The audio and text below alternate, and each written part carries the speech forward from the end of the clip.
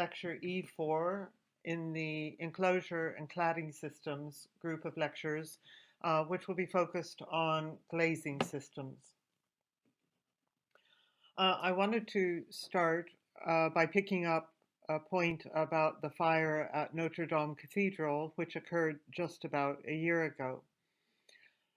The cathedral roof was made of lead, which had been there for 100 years or so. Lead has a very long life, and lead is perfectly safe in sheet form when it's used for buildings, and it's often used because it does have a very long life.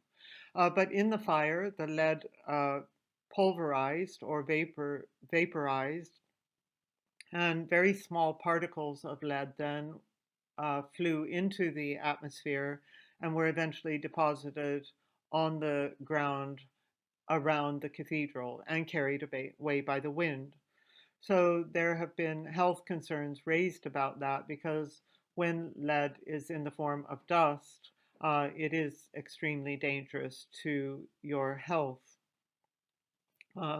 No results or final reports have come out of that, but there was a public health concern about what happened to this in the fire. One more happy story that came out of the fire is the red circle in the bottom image indicates the location of the beehives that were on the roof of the cathedral. And you see them also in the top image, and these actually survived the fire unscathed. Okay, so we're going to talk about glazing systems today. The image that you see here is the Trutech building in South Korea by Barkau Leibinger, and you can see that it's a very intriguing, actually technically sophisticated, quite beautiful facade. So glass is something that we take for granted, but it's an amazing material.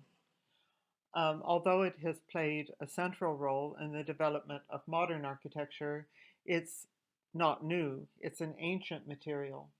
It was used by ancient civilizations to make mainly household vessels, things like jugs and bowls and drinking glasses.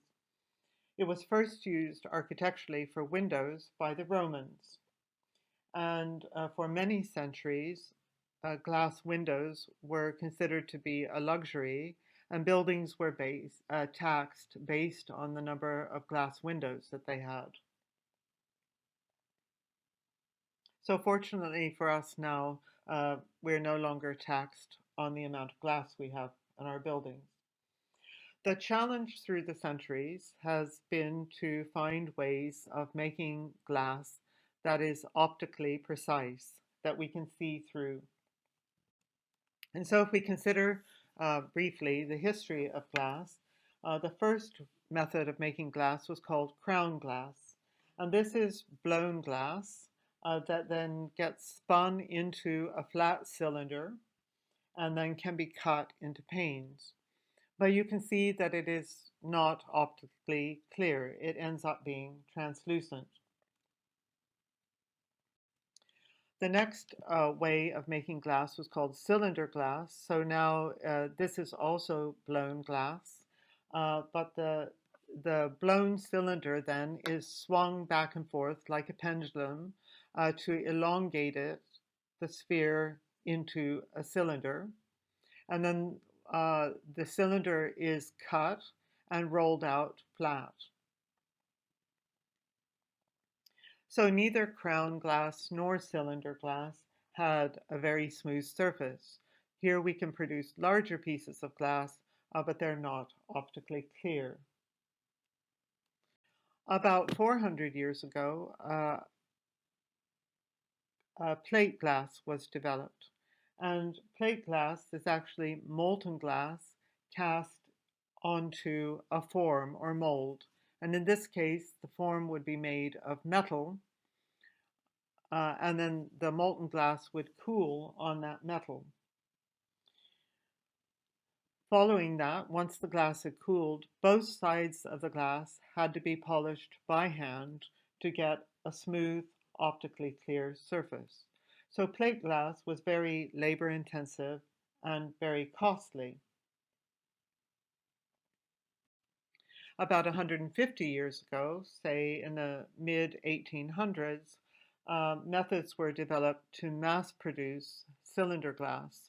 So at this point, the production of glass changed from being a handcraft with human beings blowing the glass to mass production. And this enabled the construction of buildings like the Crystal Palace. In the early part of the 1900s, then, or through the first half of the 20th century, uh, plate glass was produced, still produced, and it was now polished industrially with machines. So this fellow on his hands and knees is not polishing the glass by hand. He is um, fixing the equipment, uh, the mechanical equipment that's going to polish the glass. In about 1960, a method was developed for making glass called float glass, and this is now the worldwide standard. So we often hear people, and we do it ourselves, talk about plate glass windows, etc. But plate glass is really no longer made, and the glass that we use now is float glass. And this is made by floating a sheet of molten glass on a bath of molten tin, where the glass then cools until it's hard and then can be removed from the bath of molten tin onto the rollers that you see in the right-hand image. So this means that the glass hardens on the bath of molten tin without ever touching a solid surface. And this produces very smooth faces on the glass that are optically precise, brilliantly smooth, and that require no polishing.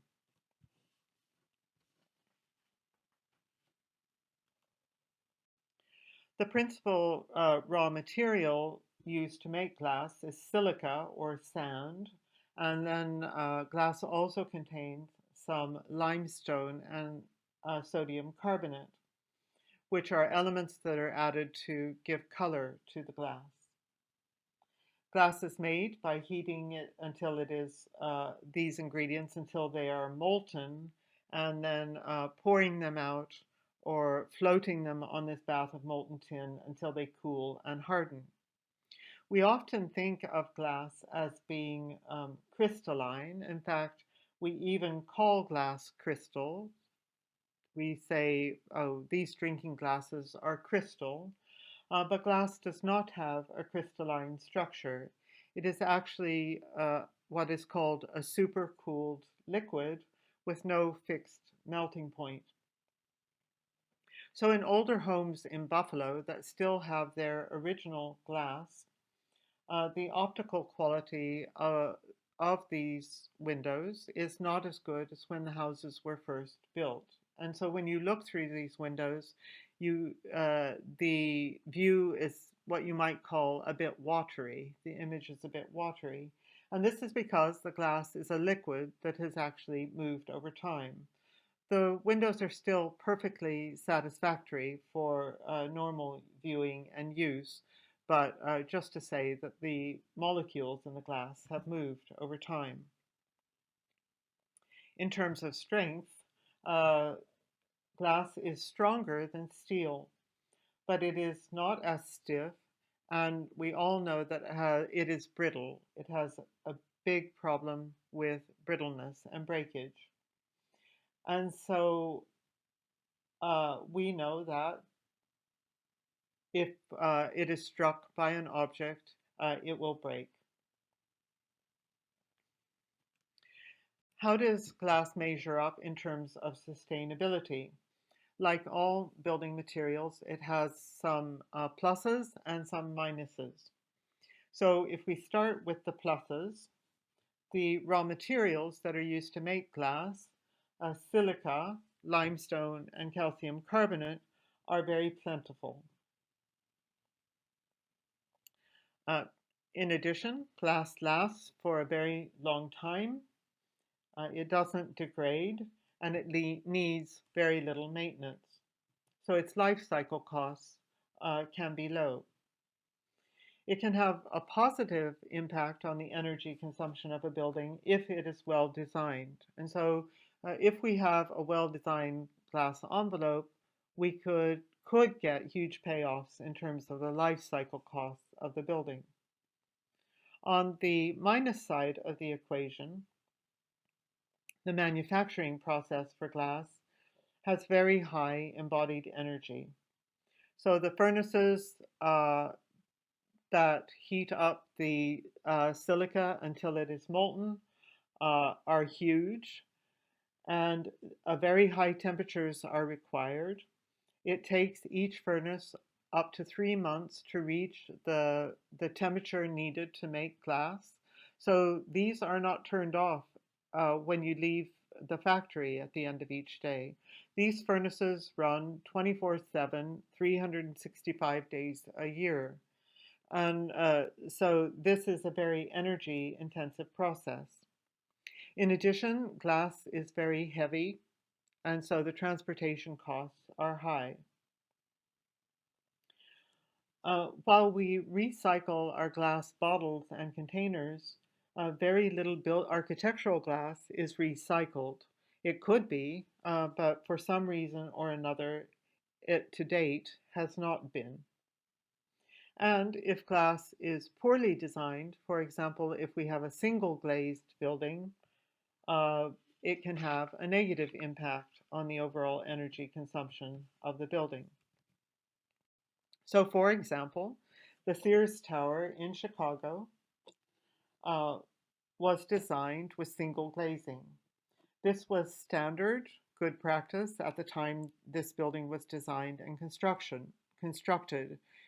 So it wasn't an inferior building. It was a very high quality building, but the building regulations only required single glazing.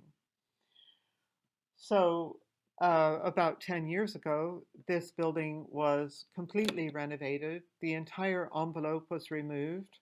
All the mechanical services were totally replaced, and the skin was replaced with a double glazed envelope, which will reduce the building's energy consumption dramatically. So glass comes in many thicknesses ranging from about a 16th of an inch to an inch. The thickness depends upon the size of the opening that is being glazed. And so, for example, the windows in Crosby Hall have small panes of glass, so the glass there can be quite thin. But if I have a story height piece of glass, it is going to be thicker. The thickness of the glass always also varies according to what wind loads the facade has to deal with. Typically, building glass is an eighth of an inch to a quarter of an inch thick. We have special types of glass that we required for various purposes. And if we group these into three broad categories, we have safety glass, fire-rated glass, and glass with various patterns and coatings, which are done for aesthetic or environmental concerns. So let's talk about each of these. Safety glass, the purpose of safety glass is to keep people safe when breakage occurs. So the goal is either to prevent the glass from breaking or reduce the risk of injury when it does break. So to ensure that it breaks safely and does not injure people or animals. So there are two basic kinds of safety glass. The first is tempered or toughened glass. And this is where we first of all manufacture regular float glass, and then once it has cooled, we reheat it, not to melting point, but we reheat it, and then we cool it again quickly. And this realigns the molecules and makes it 4 times stronger. So then it becomes much more resistant to impact. The behavior upon breaking of tempered or toughened glass is that it breaks into small rectangular granules instead of sharp shards that could injure people. And so all of the glass in our automobiles is toughened or tempered glass. And it is more expensive than float glass, but obviously we use it for life safety. The second kind of safety glass is laminated glass. And here we take normal float glass and then we sandwich it together with transparent inner layers. So the image that you see here shows 2 sheets of glass with a single transparent interlayer, and then we glue these together using heat and pressure. We could also build this up into multiple layers with, say, 4 or 5 sheets of glass and a plastic interlayer between each to get a thicker assembly. So the behavior of laminated glass then, when it breaks, is that it does not fall out of the frame. It remains in place because it is adhered to the plastic interlayer. And so a typical use for laminated glass would be skylights in public buildings, for example, shopping malls, where if the skylight were to break for any reason, you wouldn't want sharp glass shards falling to the floor. So the glass then would break and would remain in place. You also used to see laminated glass security screens in banks, separating the bank staff from the public. Now banks have more open arrangements without security screens. Then the second category of special glass products deals with fire. And so in the same way that the structure of a building would need to be fire rated and some of the walls of buildings need to be fire rated, sometimes windows and glass doors also have to be fire rated. So there are several ways of doing this. The first is called wired glass. So this is when a very thin grid of wire is inserted into the molten glass on the bath of molten tin. And so when the glass cools, this wire is now embedded in the glass. The surface of the glass is slightly mottled or roughened, so this is typically translucent, but it could also be clear. So if we were in Crosby 301 for this talk, the rear door of the lecture hall has clear wired glass, and this is a fire-rated glass. The fire rating, we can do the same thing as with other assemblies, could vary from 30 minutes up to 4 hours. The second type of glass, and I apologize, I don't have images for this. This is a fire-rated glass called intumescent glass. This is 2 sheets of glass with an intumescent layer between, which is a clear gel. And so under normal conditions, the glass looks absolutely clear and standard. But in the case of a fire, the gel heats up and it foams up and this bubbles up, foams up, and this layer of foam then provides the fire separation that is required. And the third kind of fire-rated glass is called optical quality ceramic. So it's not glass, it's transparent ceramic. And this is the most expensive of all. And so it's not widely used for typical buildings.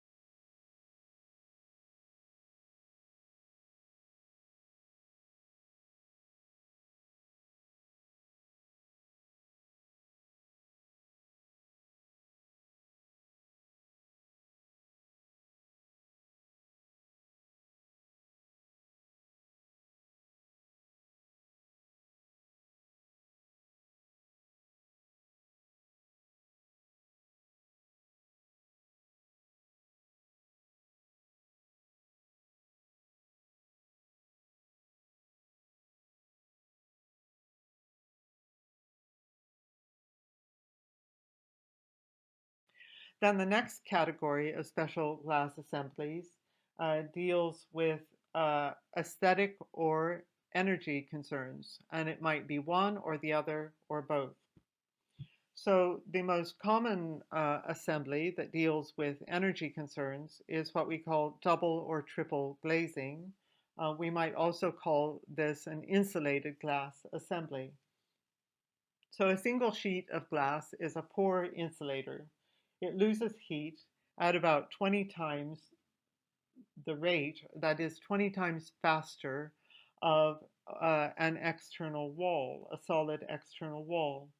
So double glazing can cut that heat loss in half, and triple glazing is even better. So double glazing, which you see on the left, or triple glazing, these units are made in the factory. And so the double glazed unit has two sheets of glass that with an airspace between.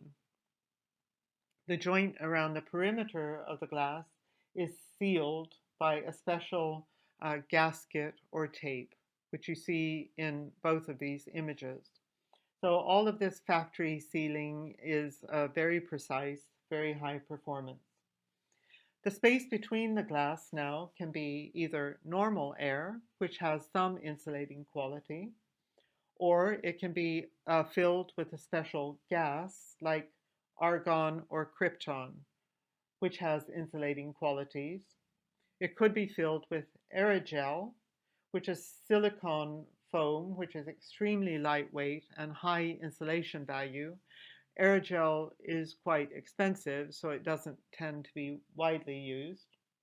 Or all of the air can be sucked out of the space between the two sheets of glass or three sheets of glass to get a vacuum. And a vacuum has very good insulating qualities.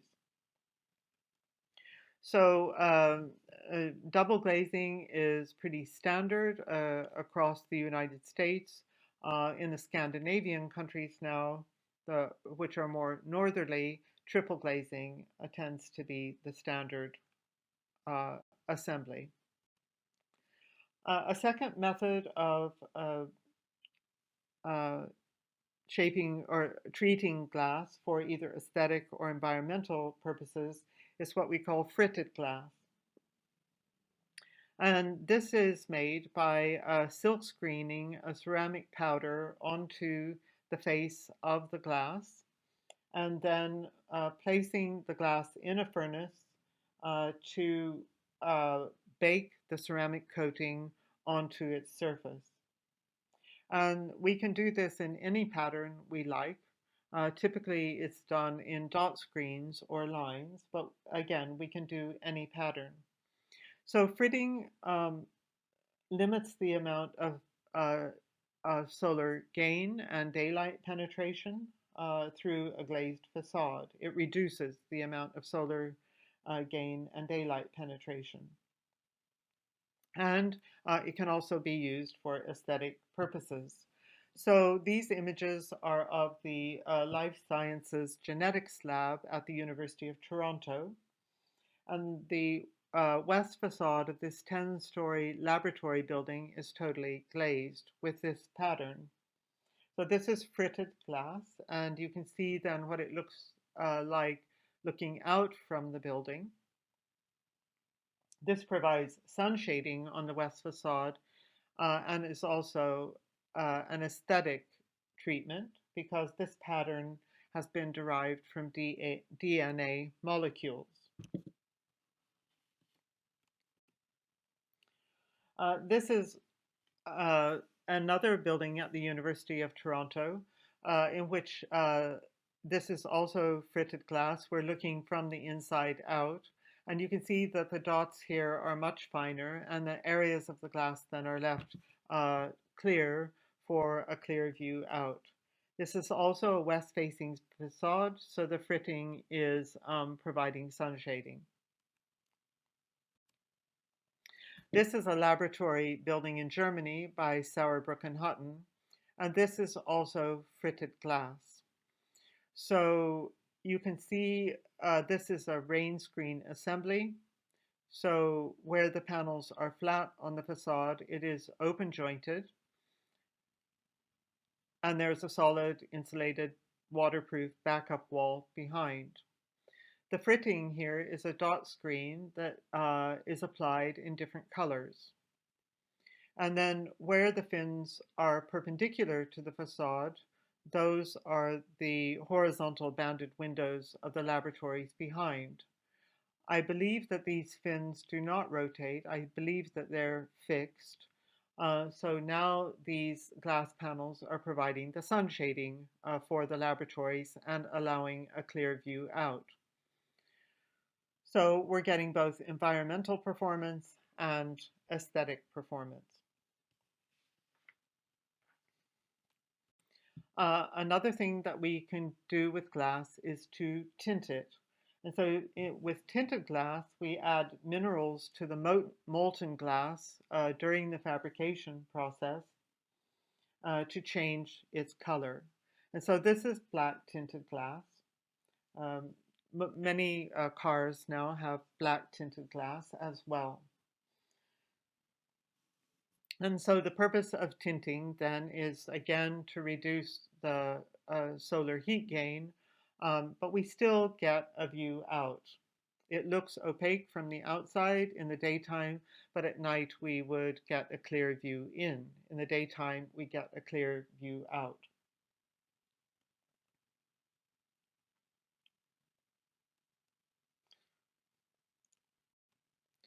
We can also apply coatings to the surface of the glass. For example, thin coatings of metal, like reflective sunglasses. So this glass is transparent. We can see through it. We typically call this glass mirror glass. So it's a very thin coating of metal, and the purpose of the mirror glass is to reflect heat and light. So an example of the early use of this is the Seagram building in New York City by Mies van der Rohe. The facade, the solid elements of the facade are made of bronze, and so the architect wanted to unify the glazing with the bronze. And so what you see here, the brown appearance through the windows, is not dirty glass. It is a very thin coating of bronze on the glass, which provides sun shading. We can also have now smart glasses. This is low E glass, which is pretty widely used, and it has a very thin, transparent layer of silver metal on the glass. And this is designed to reflect selected wavelengths of heat and light. So it blocks ultraviolet and infrared, and then it lets in the visible light spectrum. It also is designed to reflect summer heat and sun and to keep winter heat in.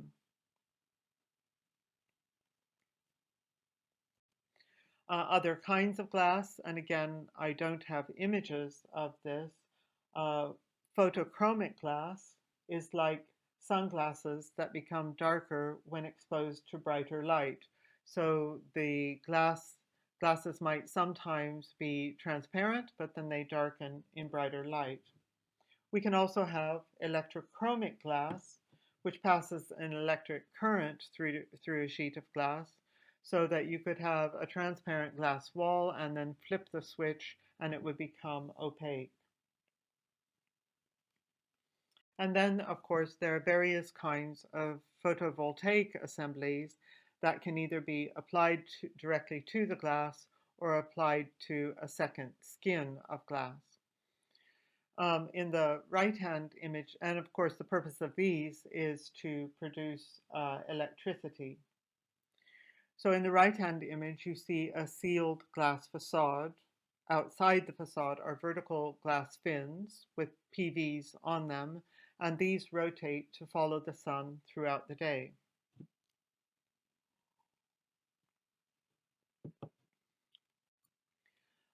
This is a building in Germany, which is a very large glass house enclosure.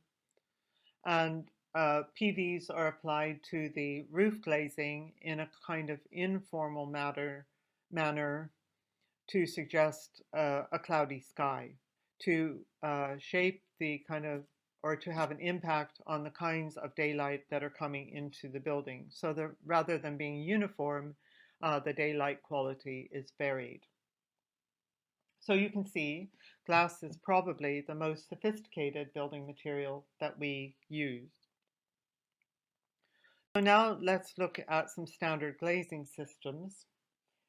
If we're thinking about designing glazing systems for a building envelope, uh, we have to think about how to support the weight of the glass, which is very heavy, how to wind brace the glass assembly so it can resist wind loads, and also how to allow the glass to move so it can expand and contract. And so the most typical glazing system that we used is called the curtain wall system. And the image on the left shows the structural frame of the building, which is holding up the floors and the roof. And on the right, you see the glazed envelope. So the curtain wall now is not holding up the building. The external wall of the building is relieved of all of its load-bearing responsibilities, which are now taken on by the structural frame. And so it can only, it's only a curtain. It is only holding itself up, not the building. So the term curtain wall then has become synonymous with metal framed glass enclosure systems. And these today are mostly made of aluminum, so aluminum framing with glass infill. There are also steel framed window systems. The most expensive and high quality of these systems are made in Jamestown, New York by Hope Windows. But typically for large buildings such as this, the system will be aluminum, and there are many fabricators of aluminum curtain wall systems. So this is what a typical curtain wall mullion in plan, either a horizontal or a vertical mullion, might look like. And so if we start from the top of the drawing, the larger hollow metal box that you see is the mullion. And I should say that curtain walls are typically made of aluminum because this metal is very malleable and it is very well suited to being extruded through highly detailed dies. So these sections are extruded through dies like squeezing toothpaste out of a tube. So the top larger box is the mullion, and the mullion can vary in its height depending upon the amount of wind bracing needed. So the primary role of this part of the curtain wall assembly is wind bracing, and it's on the inside of the glass. So if we were only spanning vertically one floor, then it could be shallower. And if we have a double height space, the mullions will be deeper. On the bottom face of the mullion then is a post which extends, and this is going to be the place where the screw fixing will go to hold the glass in. So then on either side of this post is a setting pad which is made of rubber, and this is going to prevent the glass from ever touching the metal mullion. And then we see on each side of the post a double glazed unit, two sheets of glass with the seal around the perimeter of the unit to make the double glazing. So the glass then is offered up, and then the next part of the assembly is, if we look at the box at the bottom of the drawing, the top edge of that box is a separate piece called the pressure plate. The pressure plate then gets screwed into the post of the mullion, and there's a thermal brake inserted so that the outer box never transmits heat or cold into the building. And then once this pressure plate is screwed into place, the final piece is the three-sided snap cap that snaps over the top of the pressure plate and hides all the screw fixings. Then finally, neoprene gaskets are inserted around all of the edges of the glass to provide a buffer so that the glass never touches the mullions and to provide a watertight seal.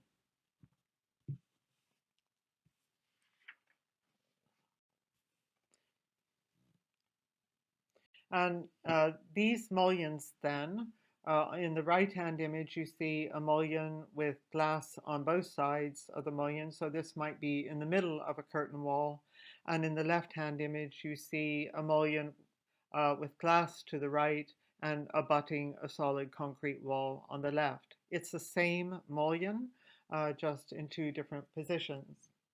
And also to say that these mullions are the same whether they are horizontal mullions or vertical mullions. In standard systems, the horizontal and vertical mullions are all the same depth, so that when we combine them together into a system, it's very neat and clean. So curtain wall systems could be assembled on site. They could be stick-built in the manner I've just described, by putting up the internal mullions first, then offering the glass up, putting on the pressure plate, and finally the snap cap. However, more often these days, curtain wall systems are pre-assembled in the factory in 1 or 2-story high increments or modules. They are then trucked to the site and craned into place. So then, with this understanding of a standard curtain wall system, let's now talk about glazing systems that try to eliminate the mullion or parts of the mullion and hold glass in place by other means. So with a metal mullion system, the glass is actually held in place by the metal framing. So we want to look at systems that, first of all, that reduce the frame. And so this is one of those systems, which is called structural silicone glazing. So this has vertical and horizontal mullions, but only inside the glass, nothing on the outside face of the glass. And so the glass then is held in place by being glued to the internal mullion with silicone sealant. And so an example of this is here. You can see that from the outside, you don't see any metal. The black lines that you see on the facade are actually recessed neoprene gaskets or caulking. And so on the right is the double glazed unit without any metal frame. Then on the left, you see that there's a metal extrusion and that the double glazed unit now is going to be glued to that extrusion with clear silicone.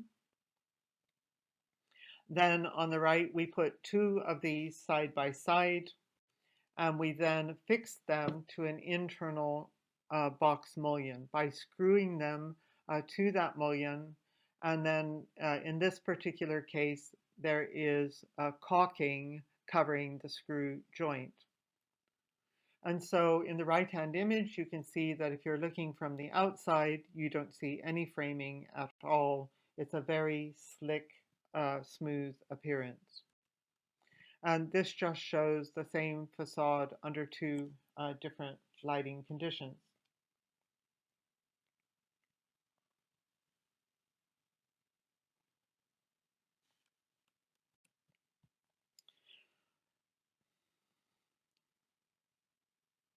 So the next step then is to try to eliminate the interior mullion as well.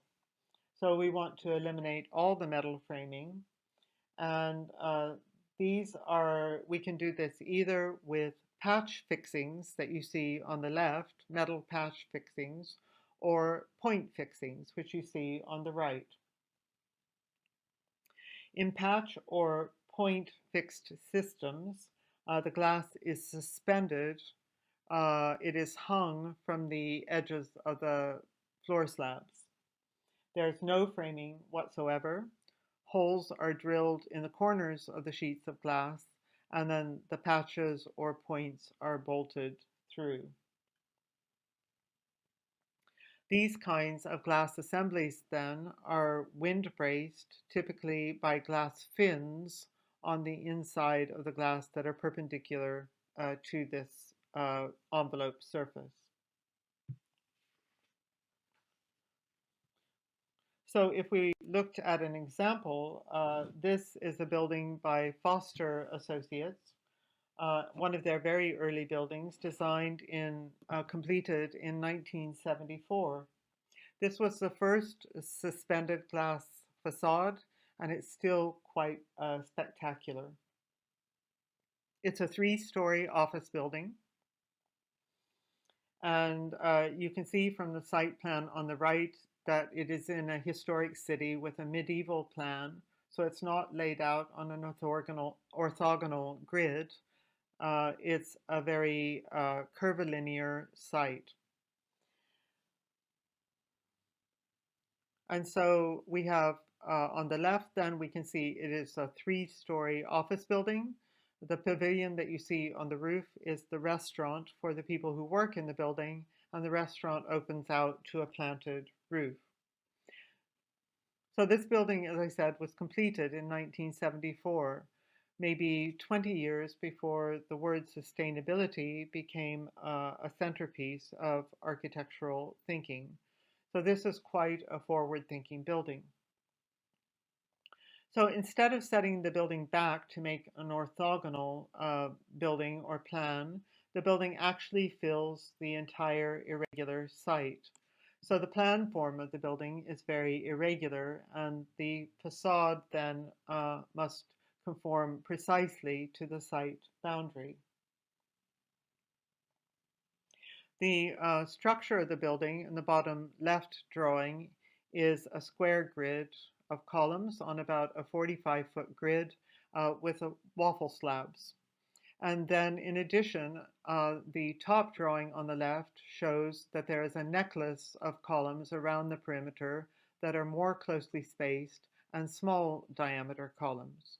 So these two sets of columns make up the structure of the building.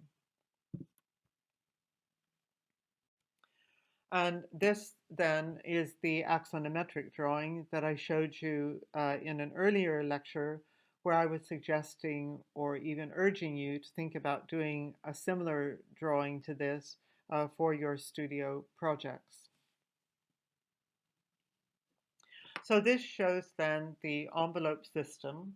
This is a frameless glass facade, which is entirely suspended from the top slab, the slab of the roof level here.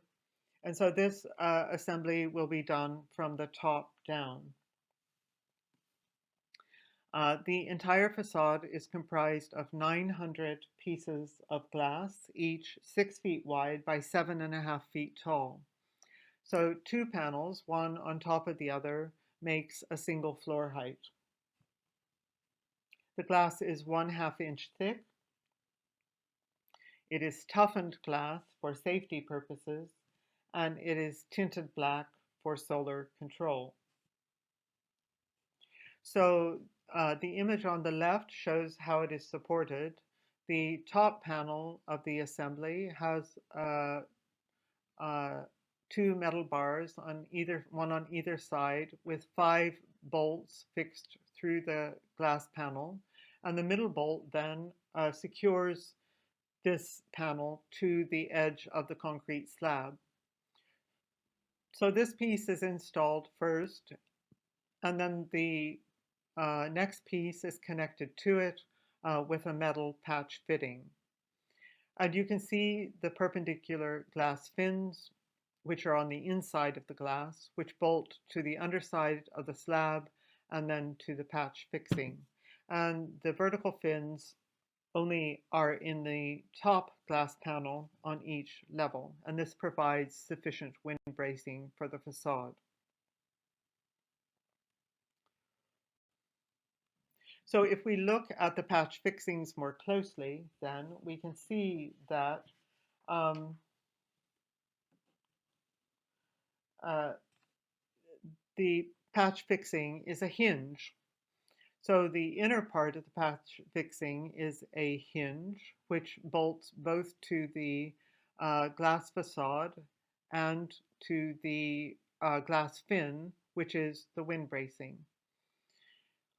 And then the outer part of the patch fixing is a simple steel plate. These happen to be chrome coated steel patch fixings.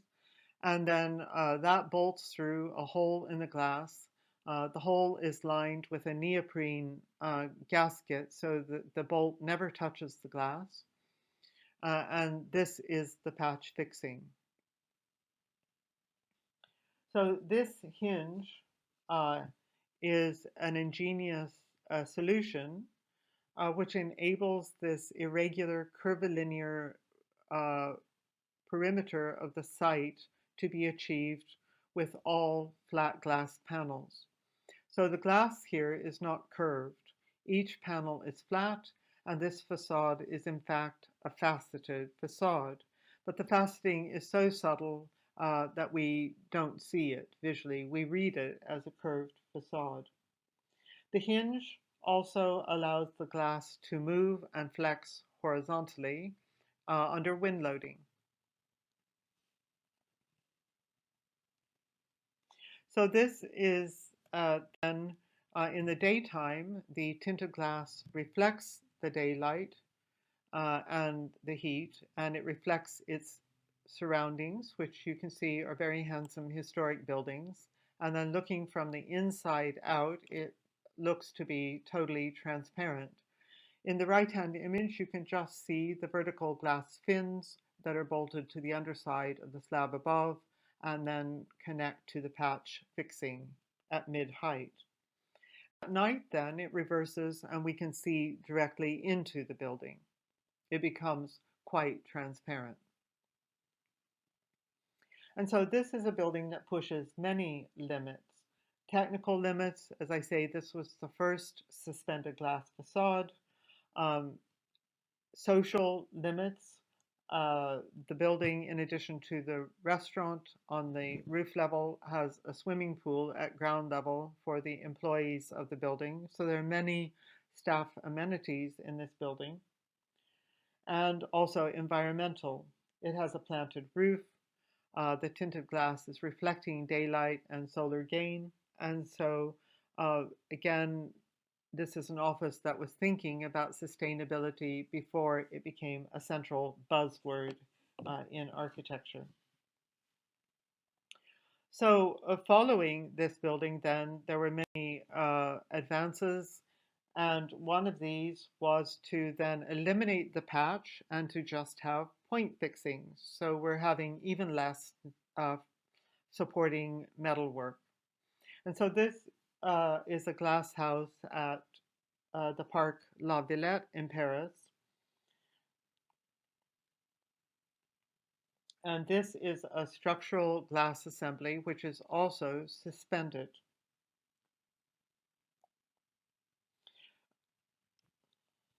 And so for this assembly, a special bolt was invented with a spherical head, which rotates on the stem of the bolt. And the spherical head occurs in the thickness of the glass. So it's not projecting on the outside. It occurs in the thickness of the glass. And the spherical head allows the facade to move slightly to respond to wind loading. So this prevents the glass from breaking. So what you can see in the right-hand image are the point fixings. There is a hole drilled in each corner of the glass.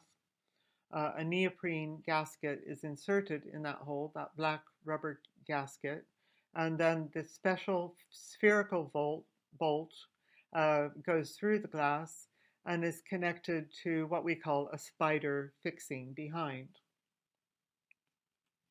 That is then connected to a steel cable truss in tension, which is going to do the wind bracing. So points and patches on their own don't do any wind bracing. They require some other detail to do the wind bracing.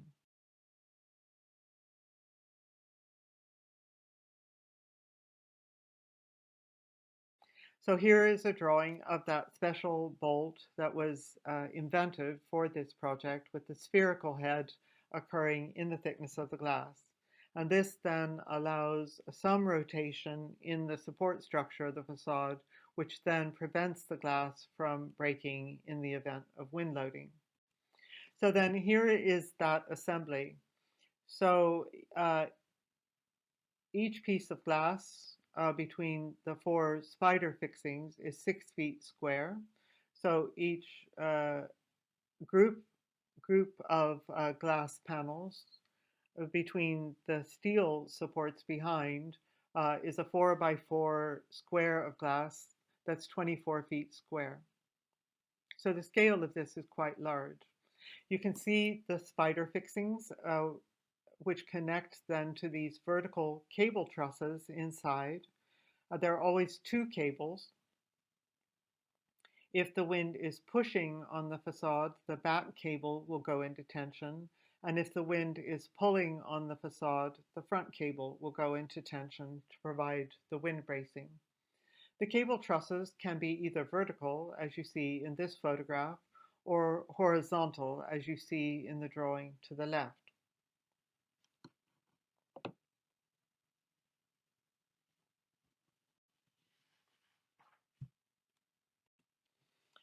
This is another example which we saw briefly when we looked at the Waterloo International Terminal. This is the point fixing cable truss braced glass facade of the adjoining building. And so in the drawing at the left, the straight vertical line is the glass itself. And in this case now, there is one cable inside and one cable outside. If the wind is pushing on this glass wall, the cable inside will go into tension. And if the wind is pulling on the glass wall, the outside cable will go into tension. So you always need two cables to deal with push and pull. And this then is a detail of these frameless glass panels now that are just held by the bolt fixings, the special bolts with the spherical heads at the corners, the spider fixing, and the cable trusses. So in this case, the cable truss is both inside and outside the building. So this is the most minimal of the glass assembly systems, where we have gone from full mullions of a curtain wall to eliminating the exterior mullions, to eliminating the interior mullions, to having patch fixings, and then even smaller and more minimal point fixings. There are other kinds of glass assemblies that also work structurally. So this is channel glass. This is a form of glass that is cast into the shape of a C channel. And just like a steel C channel now, this stiffens the glass and enables it to span vertically or horizontally. So channel glass can span. It holds itself up. It does not hold the building up. And it can be assembled in various ways. So we could take the steel channels on the left and organize them side by side, or we could do them back to back and then repeat them side to side to get a double assembly. We could put translucent insulation inside of that assembly, and so on. The joints between the channels then look like this, and these are caulked with clear silicon sealant. So this is now a glass wall that has no metal structure whatsoever. In this particular case, it is a glass skin with a galvanized steel backup wall, and so you get that slightly silvery look from the galvanized steel behind. And you can also see in this image, this is an extension to an art gallery in Switzerland, that the art gallery is lifted up off the ground, the parking is tucked under the building, and the parking is screened from view by the same channel glass, which is now spaced out to make a fence rather than a sealed wall. And this gets natural ventilation through the parking. So those of you in the junior studios, particularly who are dealing with parking on your projects, may want to consider something like this. And glass is being used also in a purely structural capacity now. So in this image, you see a conservatory that has been added to the back of an existing house. And now the glass really is structural. You can see that the glass fins are columns, that there are glass beams. So these are made by gluing with transparent glue several layers of glass together and then gluing the beam to the column. And then there will be angle fixings, metal angle fixings that secure the beams and columns to the wall and the ground. Then there is the glazed enclosure itself. So in the glass enclosure, there is no metal. All of the joints are sealed with caulking. And this is a system that is used for the new observation deck of the Sears Tower, which is 110 stories above the ground. So this is a frameless glass, structural glass cantilever projecting from the building.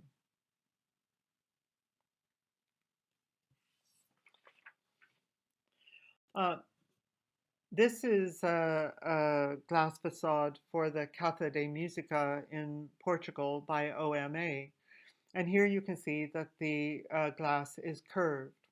So this is achieved by taking regular float glass and then reheating it and slumping it into metal formwork or metal molds until it cools again in a curved profile. And this is assembled then to form this wavy glass wall, which is several stories tall. And you might call this, for example, a corrugated glass facade. So it works the same way as a corrugated steel deck. By taking a thin sheet of steel and corrugating it, we make it stiff. So the corrugations here are providing the wind bracing for this glass assembly. And here then we see it in the completed building, both being used on the external wall to the left and then on the internal wall that separates the music hall, the performance hall, from this lobby space.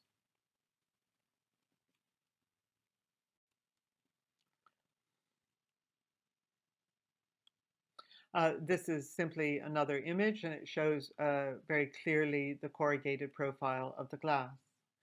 This is another project by OMA, and you can see in the top image here that the corrugation pattern is now more V-shaped and less curvilinear, but the principle is the same, that this V-shaped glass wall now is wind bracing itself through this V-shaped form. So there is no metal in either the curved corrugated wall or this wall. It is entirely just butt jointed glass with clear silicon joints. Glass can also be used in a rain screen assembly, that open jointed outer layer, And so this is the Kunsthal in Bregenz in Austria by Peter Zumthor. So this is the open jointed outer layer of the glass. The glass panels are all slightly overlapped vertically and horizontally, so it's a little bit like fish scales, but air is allowed to move freely through all of these joints. There are very beautiful minimal fixings at each corner of the glass and no metal framing at all. Then there's an airspace behind, and then there's a solid insulated waterproof backup wall behind that. This is also a glass rain screen on a building in Montreal, the Quebec Provincial Library by Patkow Architects. So here we're using glass channels as a rain screen. So the backup wall, the waterproof backup wall, is an aluminum clad curtain wall, so aluminum and glass curtain wall. And then you can see that the glass channels here are used horizontally, and this is an open jointed system. So there is open joint in the outer layer of glass channels and airspace behind, and the waterproof backup layer behind that. If we look at it more closely, we can see that the channels have also been basically turned inside and inside out. This is not the way we typically expect to see them on the face of the building. So you can see the airspace between the channels, the special fixings for the channels, and this and the green color of the glass then seen against that aluminum backing is rather beautiful. So glass is not transparent as it happens. It is this light green color. This is also a rain screen assembly in which, so it's open jointed. You see the fixings for the glass panels, which are designed to be visible and part of the architectural detail. And these glass panels have been back painted, so they are opaque. And we could paint them in any color that we like. These happen to be a kind of green, a color of green, but we could paint them in any color we like, or indeed in different colors. And this is a rain screen assembly of glass. So this is the Kunsthal in Graz in Austria by Peter Cook. And you can see that the building is rather like a human heart. So the cladding system for this building, you can see, is a glass rain screen. You can see the open joints between the panels. It is a point fixed system, so there is a bolt that goes through the glass at each corner of the glass. These pieces of glass are curved, so this is an expensive proposition because all the curvature has to be done in metal formwork. This glass is also blue tinted, and here this is principally for aesthetic purposes. The solid backup enclosure behind the light gray that you see is a waterproof enclosure. Now, between the rain screen and the waterproof enclosure then is electric lighting. And this is programmed and controlled by the computer, so it can either be abstract patterns like this, which are animated. They can move across the facade, so it's a light show, or it can be actual photographic images that we can read. So this facade then has a very dynamic quality. A couple of other examples, the Crystal House project in the Netherlands by MVRDV is the facade for a luxury goods retailer.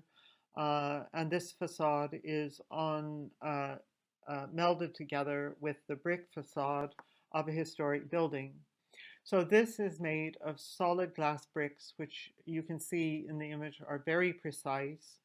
and these are glued together. And this is a painstaking, very precise operation.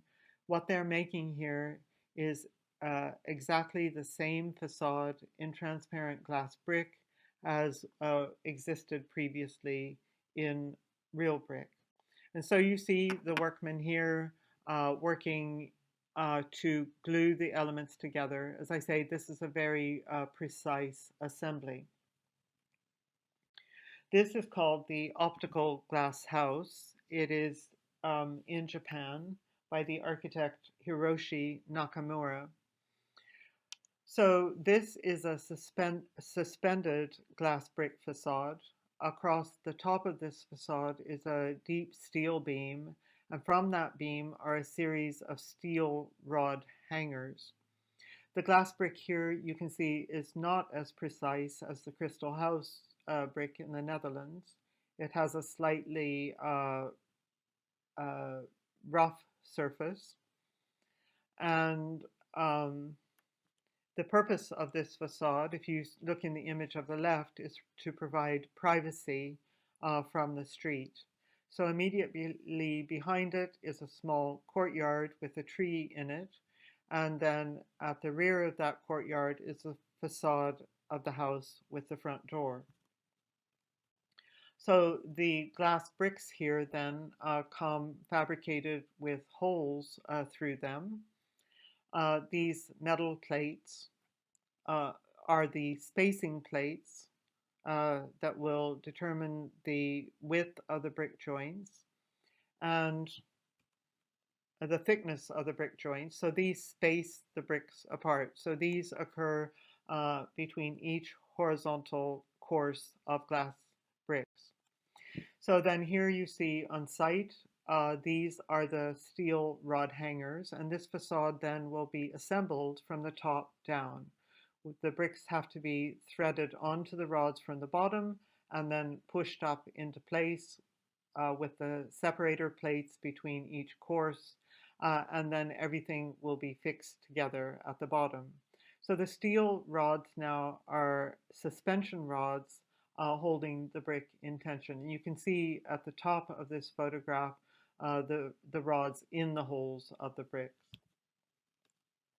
So looking at this house from the outside, we get a translucent screen, and then you can see from the inside the quality, the daylight quality in this courtyard. And this courtyard is raised up above ground level so that the garage is underneath. And you can see that the light quality here is quite beautiful. And this is also now a very private space. So glass, an ancient material, is now perhaps the most sophisticated building material that we have access to through a range of coatings, through a range of different kinds of assemblies, through a range of safety and fire assemblies. We have a smart building material that performs well in the case of fire or danger, that can perform very well environmentally and also aesthetically. So that's it for today. Thank you very much.